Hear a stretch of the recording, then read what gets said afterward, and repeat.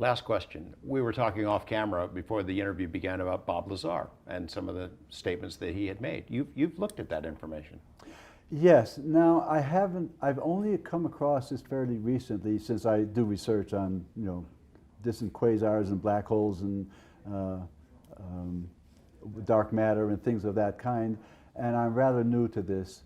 And I've found Bob Lazar's materials to be extremely convincing.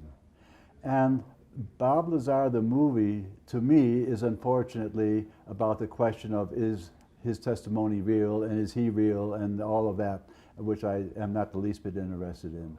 I am interested in the part where he discusses the small segment of the UFO craft that he was allowed to work on, and where he did know exactly how the parts were manufactured. But he did not say anything about how they worked. And I'm convinced that what he was describing is the UFO's brain. Now, in my lecture and in the free volume, I discuss how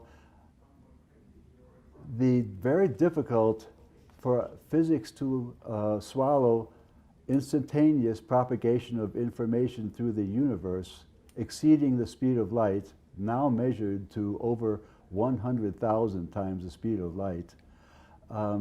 That's the speed of quantum, and it might as well be instantaneous if it's that fast.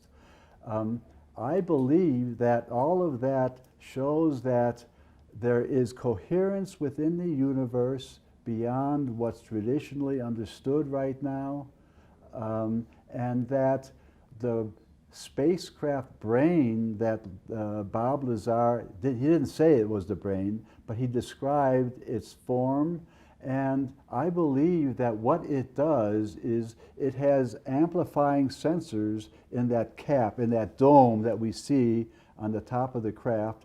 And you know that people who've been on the craft and have been shown, been given the tour, talk about the big crystal that's above the brains, the minds of the operators. If you look at Bob's sketch, you realize that the crystal is at the focus or at the center of the detectors. So I believe that this part of the spacecraft is doing what I'm trying to say the human brain and the computer is doing.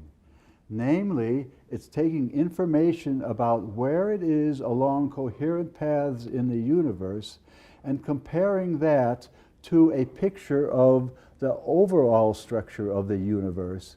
And that informs the craft if it's getting closer to its destination, which is in the minds of the operators below the prism. So I believe that that's the basic function of the UFO in what we call interstellar mode. There is also another mode for the spacecraft that's again described in good detail by Susie Hansen, who was taught to operate the spacecraft. It describes the falling leaf operation and seen in the spacecraft's motion and all of those things. And I believe that that's a different mode of spacecraft operation. Local travel. For local travel, that's right. It's what we call the pickup. Last question. You're talking about Lazar and the occupants, whoever they were, the pilots. They were a necessary component of how this thing functions. So us trying, if we have those craft, us trying to duplicate that, we're going to have a hard time, I would think. I think you're right about that, but I think there are some fairly simple solutions. And so since I'm not in the business of operating and making these craft, I haven't really explored that in any depth, but I believe there are some simple solutions.